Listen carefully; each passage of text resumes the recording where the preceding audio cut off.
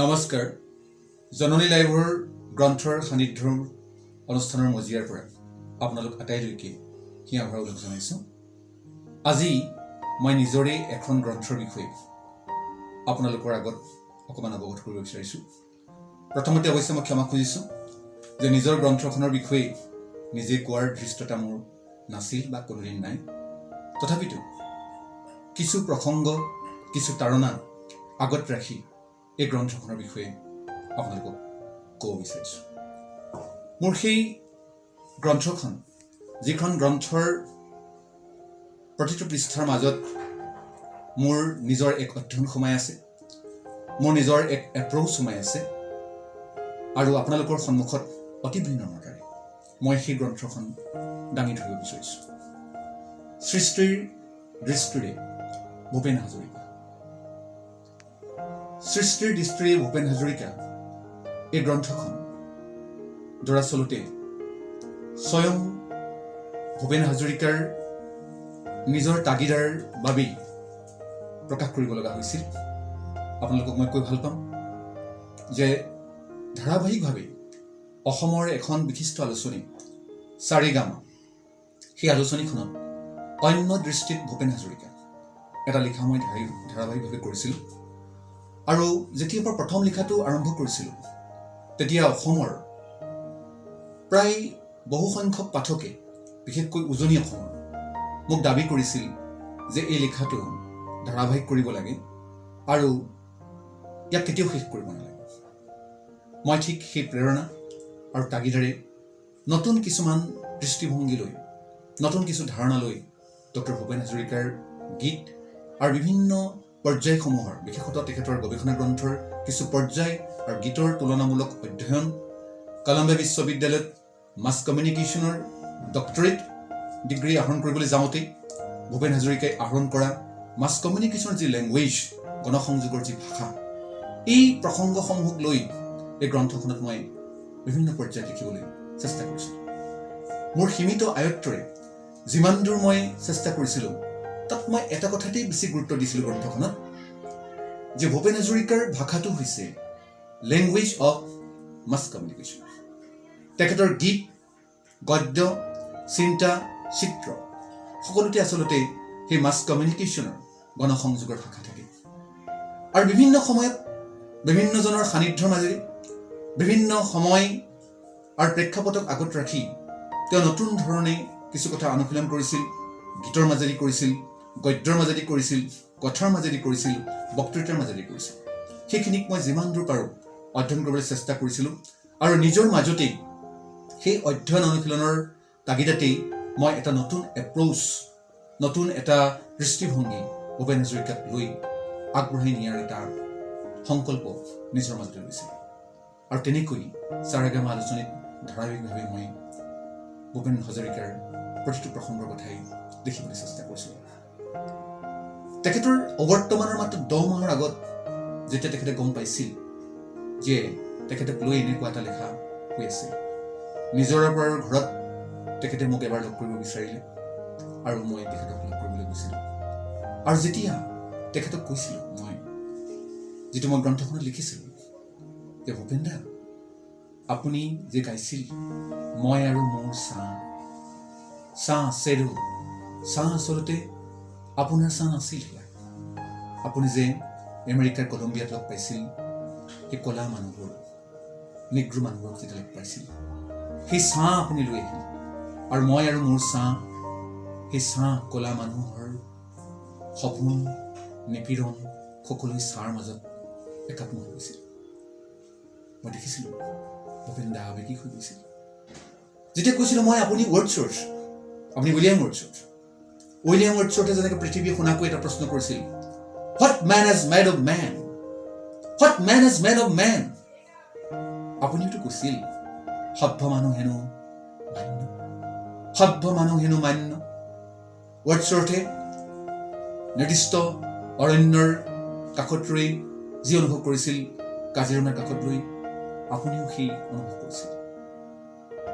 যেতিয়া আপুনি পল ৰবচনক লগ পাইছিল, পল ৰবচন যেতিয়া গাইছিল Sometimes I feel like a motherly child, far, far away from সপোন যে কেতিয়াবা মই অনুভৱ কৰোঁ মই যেন এটা মাতৃহীন শিশু ঘৰৰ পৰা বহু দূৰত। আপুনি দশক দশক ৰ'ব লগা হৈছিল তাৰ প্ৰেৰণা। আৰু এদিন গাব লগা হৈছিল, মই হলো মাউৰা ল'ৰা, মোৰ আই নাই, কাবু কৰোঁ ধৰিত্ৰী, মোৰ তুমি সোমাই। মই দেখিছিলোঁ ভূপেন দা আবেগিক হৈ গৈছিল। আৰু ভূপেন দাৰ মুখতে ধ্বনিত হৈছিল, তুমিচোন এটা নতুন এপ্ৰ'চ সৃষ্টি কৰিলা, নতুন এটা দৃষ্টিভংগীৰ সৃষ্টি কৰিলা। আৰু বিশেষত মই তাত তেখেতৰ গণসংযোগৰ যি ভাষা, এফ্ৰ' এছিয়েটিক চেণ্টিমেণ্ট, এফ্ৰ' এছিয় অনুভূতি, সাগৰ সংগমৰ মাজত কেনেকৈ এফ্ৰ' এছিয়েটিক চেণ্টিমেণ্ট নিহিত হৈছিল, এফ্ৰ' এছিয় অনুভূতি নিহিত হৈছিল, সেই কথাসমূহ মই বিভিন্ন পৰ্যায়ত, বিভিন্ন ডাইমেনশ্যনত, বিভিন্ন অৱয়ৱত বিশ্লেষণ কৰিবলৈ চেষ্টা কৰিছিলোঁ। তেতিয়া ভূপেন দাই কৈছিল যে তুমি যে লিখি গৈছা সেইখিনি গ্ৰন্থ হৈ ওলাবনে? মই তেতিয়া ভূপেন দাক অতি বিনম্ৰতাৰে কৈছিলোঁ, মই আৰু কিছু লিখিলোঁ, আৰু কিছু লিখিলোঁ। কিন্তু ভূপেন দাই কৈছিল, নহয়, তুমি যিমান লিখিলা সেইখিনি এখন গ্ৰন্থ হৈ ওলাব লাগিব। মোৰ জীৱন্ত কালত মই জীয়াই থকাৰ সময়ত সেই গ্ৰন্থখন মোৰ হাতত পাব লাগিব। আৰু গ্ৰন্থখনৰ পাতনিটো মই লিখিম। মোৰ আজি ভাবি ভাল লাগে, ভূপেন দাৰ ইচ্ছাত ভৱানী বুকছে, ভৱানী পাব্লিকেশ্যনছে এই গ্ৰন্থখন প্ৰকাশ কৰিলে। আৰু সেই গ্ৰন্থৰ পাতনিৰ যি ভূপেন দাই সংকল্প, ভূপেন দাই প্ৰতিশ্ৰুতি দিছিল পাতনি লিখি যাব বুলি, সেই পাতনিখনো ভূপেন দাই আগবঢ়ালে। আৰু মই আপোনালোকক কৈ ভাল পাম, ভূপেন দাৰ জীৱনকালত কোনো এখন গ্ৰন্থত দিয়া এয়াই হ'ব শেষ পাতনি। নিশ্চয় আপোনালোকে দেখিছে ভূপেন দাই লিখিছিল, সেই পাতনি লিখিছিল। আৰু ইয়াৰ 10 মাহৰ পাছতেই ভূপেন দাই এই পৃথিৱীৰ পৰা বিদায় নিছে। এই গ্ৰন্থখনৰ প্ৰাৰম্ভতে মই লিখিছিলোঁ, এক প্ৰখৰ জ্যোতিৰ সন্ধানত। তাত লিখিছিলোঁ, পল গগাই তেওঁৰ অনিৰুদ্ধ শিল্পবোধক এক প্ৰখৰ জ্যোতিৰ সন্ধানত অগ্ৰসৰ হ'বলৈ এৰি দিছে। প্ৰায় 7টা প্ৰজন্মৰে সৃষ্টিৰ পৃথিৱীত সংগ্ৰাম আৰু সুন্দৰতাৰ সহাৱস্থানেৰে আৰু কেৱল গণসংযোগৰ ভাষাৰে বিশ্ব জীৱন আৰু চিন্তাক চহকী কৰা ভূপেন হাজৰিকাই গগাৰ সেই প্ৰখৰ জ্যোতি অৰ্থাৎ ষ্ট্ৰাইকিং লেমিনিচিটিক উৰেটো সময় কেৱল নতুন দৃষ্টি আৰু চেতনাৰে প্ৰত্যক্ষ কৰি আহিছে। এক নিৰ্দিষ্ট ভূগোলৰ মাজত আবদ্ধ নহয় তেওঁৰ শিল্পবোধ, এক বিস্ময়কৰ আত্মচিন্তাৰ ৱণ্ডাৰফুল ডেডিকেশ্যন, ঘনত্বৰে উত্তৰাধুনিক সময়ৰ বৰ্ণহীন, ভাৱহীন আন্তৰ্জাতিক অৱয়ৱকো নচ্ছেদ কৰি সমগ্ৰ গ্ল'বক এটা বেলুনৰ দৰে আঙুলিৰ পৰা উৰি যোৱাৰ সবিস্তাৰ প্ৰকাশ প্ৰত্যক্ষ কৰাৰ সাহস গোটাব পাৰে কেৱল চন্দ্ৰৰ বুকুৰ পৰা। স্ব-উদ্ভাৱিত ফৰ্মক অবিৰত গতিৰে প্ৰেৰিত কৰাৰ স্বাৰ্থত তেওঁক প্ৰয়োজন হয় এক ভাষাৰ। কোনো ভূগোলৰ পৰিসীমাত আবদ্ধ তথাকথিত ভাষিক অৱয়ৱ এটাই তেওঁক আকৰ্ষণ কৰিব নোৱাৰে।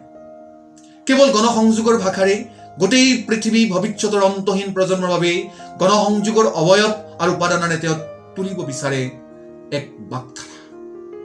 চিন্তা আৰু সম্পাদনাৰ উপাদানসমূহৰ স্বতঃ অন্তৰ্ভুক্তিৰ সামৰ্থ্যৰে তেওঁ গঢ়ি তুলিব বিচাৰে এক সৃষ্টিশ্ৰুতি। আৰু খুব সম্ভৱ ইয়াৰে অতি সহজে তেওঁ ষ্ট্ৰাইকিং লেমিনিচিটিক নিজৰ আয়ত্তাধীন কৰি তোলে অতি আন্তৰিকতাৰে। মই প্ৰথমতে লিখিব চেষ্টা কৰিছিলোঁ। আৰু ইয়াৰ মাজত মই অনুভৱ কৰিছিলোঁ যে ভূপেন হাজৰিকা কেৱল গানৰ মানুহ নহয়, গান এটা তেওঁৰ মাধ্যম।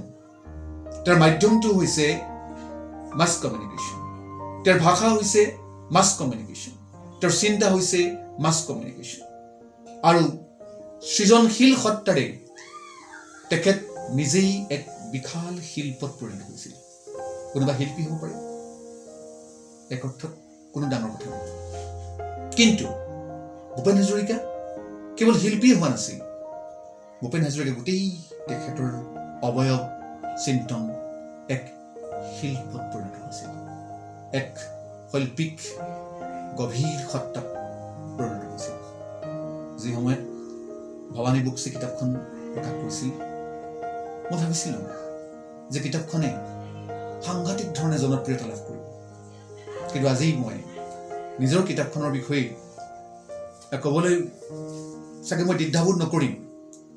মই যিমান ভাবিছিলোঁ, যিমান জনপ্ৰিয়তা লাভ কৰিব গ্ৰন্থখনে, এক গৱেষণামূলক চিন্তাৰে আগবঢ়াই দিয়া গ্ৰন্থখনে যিমান জনপ্ৰিয়তা লাভ কৰিব বুলি মই ভাবিছিলোঁ, প্ৰকৃতাৰ্থত সি সিমান জনপ্ৰিয়তা নাপালে। প্ৰকৃতাৰ্থত সিমান পাঠক গ্ৰন্থখনে নাপালে।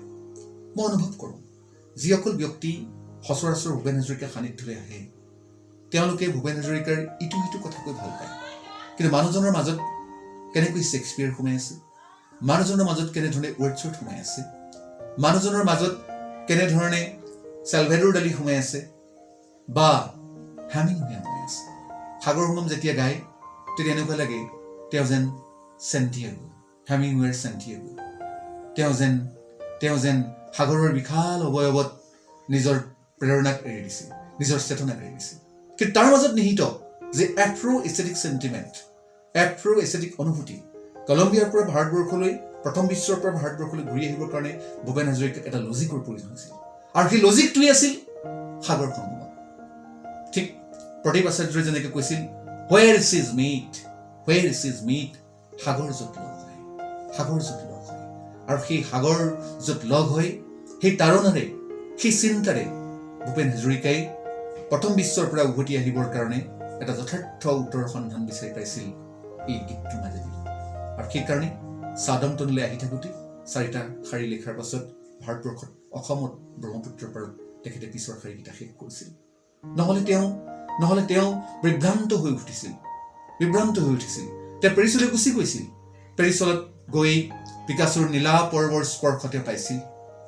আৰু পেৰিছলৈ যোৱাৰ পাছত তেওঁ হয়তো পেৰিছত থাকি গ'ল, কিন্তু তেওঁ ভাবিছিল প্ৰথম বিশ্বত থাকি কলনিয়েল ঔপনিৱেশিক শাসনৰ পৰা সদ্যমুক্ত ভাৰতবৰ্ষক কেনেধৰণে গঢ়িব লাগিব, আৰু ভাৰতবৰ্ষক গঢ়াৰ সপোন, প্ৰশান্ত পাৰক গঢ়াৰ সপোন লৈ তেওঁ যাত্ৰা কৰিছিল ভাৰতবৰ্ষলৈ, অৰ্থাৎ এছিয়ালৈ।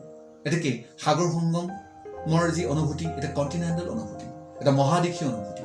জৱাহৰলাল নেহৰুৱে অনুভৱ কৰোঁ, জৱাহৰলাল নেহৰু যে জানিলেহেঁতেন সেই সময়তে কথাটো, হয়তো নন এলাইন মুভমেণ্ট, গোষ্ঠী নিৰপেক্ষ আন্দোলনৰ এইটো থিম ছং হ'ল।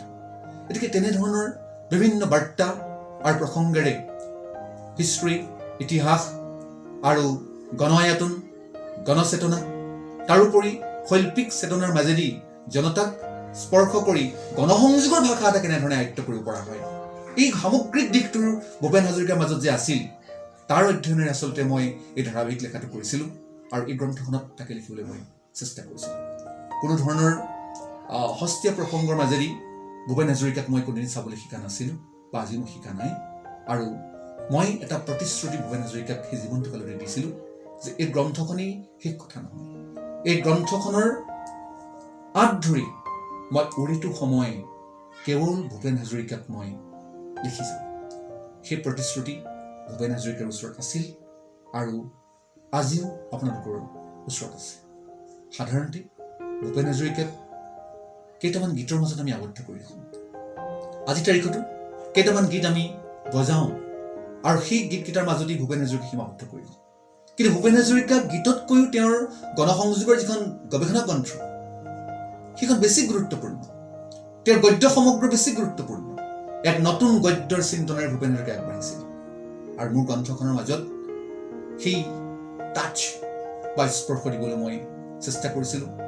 আৰু মোৰ ভাল লাগে ভাবি যে সম্পূৰ্ণ ডক্টৰ ভূপেন হাজৰিকাৰ প্ৰেৰণা এই গ্ৰন্থখনে প্ৰকাশৰ মুখ দেখিলে। সাৰেগামা পৰিয়াল, তেওঁলোকৰ প্ৰতি মোৰ ধন্যবাদ আছে, মোৰ কৃতজ্ঞতা আছে। তেখেতসকলৰ আন্তৰিকতাৰ মাজেদি এই গ্ৰন্থখনৰ প্ৰত্যেকটো লেখাই ধাৰাবাহিকভাৱে প্ৰকাশ হৈছিল। গতিকে মই পুনৰ আপোনালোকৰ ওচৰত ক্ষমা বিচাৰিছোঁ। নিজৰ গ্ৰন্থখনৰ বিষয়ে নিজেই ক'ব লগা হোৱাটো আচলতে এক প্ৰকাৰ ধৃষ্টতাৰ নিচিনা হয়। মই অতি বিনম্ৰতাৰে মাত্ৰ এই অনুষ্ঠানত এই গ্ৰন্থখনৰ বিষয়ে ক'বলৈ চেষ্টা কৰিছোঁ।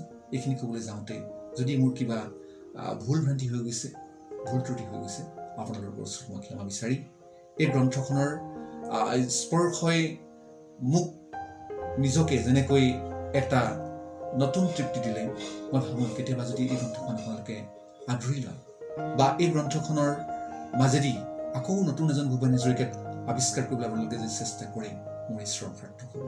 এই অনুভূতিৰে মোৰ আজি ক'বলগীয়াখিনি সামৰণি মাৰিছোঁ।